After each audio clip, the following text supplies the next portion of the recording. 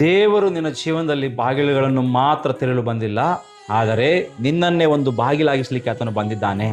ಯೆಹೆಜ್ಕೇಲನ ಪ್ರವಾದನೆ ಗ್ರಂಥ ನಾವು ನೋಡುವಾಗ 44ನೇ ಅಧ್ಯಾಯದಲ್ಲಿ 1-2 ವಚನ ನಾವು ದಾನ ಮಾಡೋದಾದರೆ ಅದರ ಸಾರಾಂಶ ಈ ರೀತಿ ಹೇಳುವಂಥದ್ದಾಗಿದೆ. ಆ ಮೂರಣ ದ್ವಾರವು ಅದು ಮುಚ್ಚಲ್ಪಟ್ಟಿತ್ತು, ಯಾಕಂದ್ರೆ ಇಸ್ರಾಯೇಲಿನ ದೇವರಾದ ಯೆಹೋವನು ಅದರ ಮೂಲಕ ಪ್ರವೇಶಿಸಿದ್ದಾನೆ, ಆದ್ದರಿಂದ ಅದು ಮತ್ತೆ ತೆರೆಯಬಾರದು ಎಂಬುದಾಗಿ ಅಲ್ಲಿ ನೋಡ್ತಾ ಇದ್ದಾರೆ. ಪ್ರಿಯ ದೇವರ ಸಭೆಯೇ, ಇಲ್ಲ ಗಮನಿಸುವಾಗಿ ಇವತ್ತು ಅನೇಕರು ಹೆಚ್ಚಿನವರು ದೇವರನ್ನು ಹೀಗೆ ಪ್ರಾರ್ಥನೆ ಮಾಡುವಂಥವರಾಗಿದ್ದಾರೆ. ಏನೆಂಬುದಾಗಿ, ಕರ್ತನೇ ನನ್ನ ಜೀವನದಲ್ಲಿ ಒಂದು ಬಾಗಿಲು ತೆರೆಯಪ್ಪ ಎಂಬುದಾಗಿ ಕೇಳ್ಕೊಳ್ಳುವಂಥ ವ್ಯಕ್ತಿಗಳಾಗಿ, ಒಂದು ಉದ್ಯೋಗಕ್ಕೋಸ್ಕರ ಒಂದು ಬಾಗಿಲು, ನನಗೆ ಏನು ಸೇವೆಗಾಗಿ ಒಂದು ಬಾಗಿಲು, ಆಶೀರ್ವಾದಕ್ಕಾಗಿ ಒಂದು ಬಾಗಿಲು. ಆದರೆ ಇಂದು ದೇವರು ಒಂದು ಹೊಸ ಸತ್ಯವನ್ನು ನಮಗೆ ಇವತ್ತು ಹೇಳಲಿಕ್ಕೆ ಇಷ್ಟಪಡ್ತಾ ಇದ್ದಾನೆ. ಏನೆಂಬುದಾಗಿ ನೋಡುವಾಗ, ನಿನ್ನ ಮುಂದೆ ಬಾಗಿಲು ತೆರೆಯುವುದಷ್ಟೇ ನನ್ನ ಉದ್ದೇಶವಲ್ಲ, ನಿನ್ನನ್ನೇ ನನ್ನ ರಾಜ್ಯದ ಬಾಗಿಲಾಗಿಸುವುದು ನನ್ನ ಉದ್ದೇಶ ಎಂಬುದಾಗಿ. ಎಷ್ಟು ಶ್ರೇಷ್ಠವಾದ ಮಾತು ನೋಡ್ರಿ.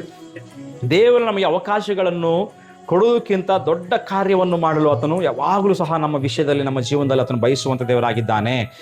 ನಮ್ಮ ಜೀವನದ ಮೂಲಕ ಪರಲೋಕವು ಇವತ್ತು ಭೂಮಿಯು ಕೂಡ ಸ್ಪರ್ಶಿಸಬೇಕು. ಪ್ರಿಯರೇ, ಮೊಟ್ಟ ಮೊದಲನೇ ವಿಷಯಕ್ಕೆ ನಾವು ಧ್ಯಾನ ಮಾಡಿಕೊಳ್ಳುವಾಗ, ದೇವರು ಮನುಷ್ಯನನ್ನು ಕೇವಲ ಆಶೀರ್ವಾದ ಪಡೆಯಲು ಸೃಷ್ಟಿಸಿಲ್ಲ, ತನ್ನ ಮಹಿಮೆಯನ್ನು ಪ್ರವೇಶಿಸುವ ಬಾಗಿಲಿಗಾಗಿ ಆತನು ನಮ್ಮನ್ನು ಸೃಷ್ಟಿ ಮಾಡಿದ್ದಾನೆ. ನೋಡ್ರಿ, ಏದೇನ್ ತೋಟದಲ್ಲಿ ದೇವರು ಪ್ರತಿದಿನ ಆದಾಮನೊಂದಿಗೆ ಸಂಭಾಷಣೆ ಮಾಡ್ತಾ ಇದ್ದನು. ಆದಾಮನು ಕೇವಲ ಒಬ್ಬ ಮನುಷ್ಯನಾಗಿದ್ದಿಲ್ಲ ಪ್ರಿಯರೇ, ಭೂಮಿಯಲ್ಲಿ ದೇವರ ಸನ್ನಿಧಿ ಪ್ರಕಟವಾಗುವಂಥ ದ್ವಾರವಾಗಿ ಆತನು ಕಾಣ್ತಾ ಇದ್ದಾನೆ.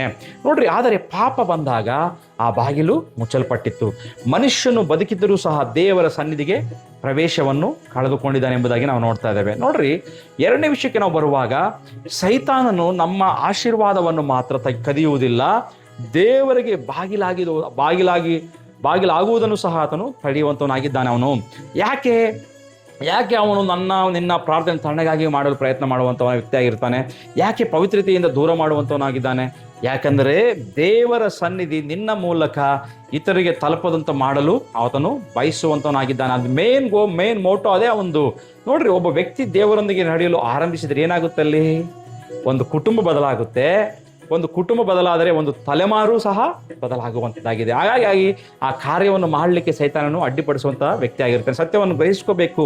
ಮೂರನೇ ವಿಷಯಕ್ಕೆ ನಾವು ಹೋಗುವಾಗ, ದೇವರು ಕಟ್ಟಡಗಳನ್ನು ಬಳಸುವುದಿಲ್ಲ, ಸಂಪೂರ್ಣ ಸಮರ್ಪಣೆಯುಳ್ಳ ಜೀವನಗಳನ್ನು ಆತನು ಬಳಸುವಂಥ ದೇವರಾಗಿದ್ದಾನೆ. ನೋಡ್ರಿ, ದೇವರು ಕಲ್ಲುಗಳನ್ನು ಆರಿಸಲಿಲ್ರಿ. ನಾವು ನೋಡುವಾಗ ಚರಿತ್ರೆ ಸತ್ಯವೇದ ಪೂರ್ವದಿಂದ ಆದಿಂದಲೂ ನಾವು ನೋಡುವಾಗ ಪ್ರಿಯರೇ, ಆತನು ಮನುಷ್ಯರನ್ನೇ ಆರಿಸಿಕೊಂಡಿದ್ದಾನೆ. ಅಬ್ರಹಾಮನಾಗಿರ್ಬೋದು, ಮೋಶೆ ಆಗಿರ್ಬೋದು, ಯೆಶಯ ಆಗಿರ್ಬೋದು, ಪೇತ್ರನಾಗಿರ್ಬೋದು, ಪೌಲನಾಗಿರ್ಬೋದು, ಅನೇಕ ಮಂದಿ ಪ್ರವಾದಿಗಳಾಗಿರ್ಬೋದು, ಇವರು ಯಾರೂ ಸಹ ಪರಿಪೂರ್ಣರಾಗಿರಲಿಲ್ಲ. ಆದರೆ ದೇವರಿಗೆ ಸಂಪೂರ್ಣವಾಗಿ ಅವರು ಲಭ್ಯವಾಗಿದ್ದರು. ಸತ್ಯವನ್ನು ಅರ್ಥಕೋಬೇಕು ಪ್ರಿಯರೇ. ಉಜ್ಜೀವನಕ್ಕೆ ದೇವರು ಪ್ರತಿಭೆಯನ್ನು ಹುಡುಕುವಂಥ ದೇವರಲ್ಲ, ಸಮರ್ಪಣೆಯುಳ್ಳ ಹೃದಯವನ್ನು ಹುಡುಕುವಂಥ ದೇವರಾಗಿರುತ್ತಾನೆ ಎಂಬ ಸತ್ಯವನ್ನು ನಾವು ಇವತ್ತು ಗ್ರಹಿಸ್ಕೋಬೇಕು ಪ್ರಿಯರೇ. ನೋಡ್ರಿ, ಇದು ನಾವು ನೋಡುವಾಗ, ಮುಂದಕ್ಕೆ ಹೋಗುವಾಗ ಈ ಸಂದೇಶ ನಮ್ಮನ್ನ ಕ್ರಿಸ್ತನ ಬಳಿಗೆ ಕರೆದೊಯ್ಯುವಂಥದ್ದಾಗಿದೆ. ಯಾವ ರೀತಿ ಎಂಬುದಾಗಿ ನೋಡುವಾಗ, ಯೋಹಾನ ಬರೆದ ಸುವಾರ್ತೆಯಲ್ಲಿ 10ನೇ ಅಧ್ಯಾಯ 9ನೇ ವಚನದಲ್ಲಿ ನಾವು ವಾಕ್ಯವನ್ನು ನೋಡುವಾಗ, ಯೇಸು ಕ್ರಿಸ್ತನು ಸ್ವತಃ ಹೇಳ್ತಾ ಇದ್ದಾನೆ, ನಾನೇ ಬಾಗಿಲು ಎಂಬುದಾಗಿ, ನಾನೇ ದ್ವಾರವಾಗಿದ್ದೇನೆ ಎಂಬುದಾಗಿ.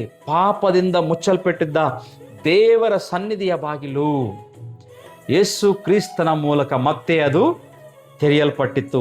ಯೆಹೆಜ್ಕೇಲ ಪುಸ್ತಕದಲ್ಲಿ ಯಾವುದು ಮುಚ್ಚಲ್ಪಟ್ಟಿತ್ತು? ಇಲ್ಲಿ ನಾವು ನೋಡುವಾಗ ಯೇಸು ಕ್ರಿಸ್ತನ ಮೂಲಕ ಮತ್ತೆ ಅದು ತೆರೆಯಲ್ಪಟ್ಟಿದೆ ಎಂಬ ಸತ್ಯವನ್ನು ಇವತ್ತು ನಾವು ಅರ್ಥಕೋಬೇಕು ಪ್ರಿಯರೇ. ಶಿಲುಬೆಯ ಮೇಲೆ ಯೇಸು ಕ್ರಿಸ್ತನ ತನ್ನ ದೇಹವನ್ನು ಅರ್ಪಿಸಿದಾಗ ಪರಲೋಕದ ದ್ವಾರಿ ಮನುಷ್ಯರಿಗೆ ತೆರೆಯುತ್ತೆ ಎಂಬ ಸತ್ಯವನ್ನು ನಾವು ಅರ್ಥಕೋಬೇಕು. ಆದ್ದರಿಂದ ರಕ್ಷಣೆಯ ಬಾಗಿಲು ಅದು ಯಾವ ಧರ್ಮವೂ ಅಲ್ಲ, ಯಾವ ಸಭೆಯೂ ಅಲ್ಲ, ಯೇಸು ಕ್ರಿಸ್ತನೇ ಏಕೈಕ ಬಾಗಿಲಾಗಿದ್ದಾನೆ. ಆದರೆ ಅದಕ್ಕಿಂತಲೂ ದೊಡ್ಡ ಸತ್ಯವೇನೆಂದರೆ, ಯೇಸು ನಮ್ಮನ್ನು ತಂದೆಯ ಬಳಿಗೆ ಕರೆತಂದ ನಂತರ ಈಗ ನಮ್ಮ ಜೀವನವನ್ನೇ ಲೋಕಕ್ಕೆ ಕ್ರಿಸ್ತನನ್ನು ಪರಿಚಯಿಸುವಂತ ಬಾಗಿಲಾಗಿರಬೇಕೆಂಬ ಅಪೇಕ್ಷೆಯನ್ನು ಹೊಂದಿಕೊಂಡಿದ್ದಾನೆ.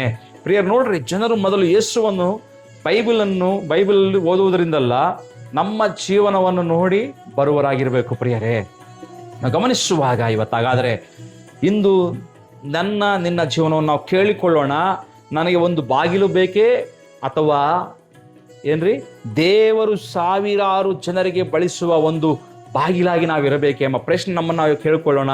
ಇಂದು ನಮ್ಮ ಜೀವನವನ್ನು ಸಂಪೂರ್ಣವಾಗಿ ಯೇಸು ಕ್ರಿಸ್ತನಿಗೆ ಸಮರ್ಪಿಸುವುದಾದರೆ ಆತನು ನಮ್ಮನ್ನು ತನ್ನ ಸನ್ನಿಧಿಯ ಜೀವಂತ ಬಾಗಿಲಾಗಿ, ದ್ವಾರವಾಗಿ ನಮ್ಮನ್ನು ಆತನು ರೂಪಿಸುವಂಥ ದೇವರಾಗಿದ್ದಾನೆ ಪ್ರಿಯರೇ. ಹಾಗಾಗಿ ಇವತ್ತು ಒಂದು ಘೋಷಣೆ ಮಾಡೋಣ, ಕರ್ತನೇ ಅವಕಾಶಗಳಿಗಾಗಿ ಅಲ್ಲ, ನಿನ್ನ ಸನ್ನಿಧಿಯನ್ನು ಹೊತ್ತುಕೊಳ್ಳುವ ಜೀವನಕ್ಕಾಗಿ ನಾನು ಹಂಬಲಿಸುವಂಥ ವ್ಯಕ್ತಿಯಾಗಿದ್ದಾನೆ ಎಂಬುದಾಗಿ ನಾವು ಹೇಳೋಣ. ಹಾಗಾದರೆ ತೆರೆದ ಬಾಗಿಲುಗಳನ್ನು ಮಾತ್ರ ಕೊಡಬೇಡಪ್ಪ, ನಿನ್ನ ಮಹಿಮೆ ಈ ಲೋಕಕ್ಕೆ ಪ್ರವೇಶಿಸುವ ಬಾಗಿಲಾಗಿ ನನ್ನನ್ನು ರೂಪಿಸು ಎಂಬುದಾಗಿ ನಾವು ಕೇಳಿಕೊಳ್ಳೋಣ.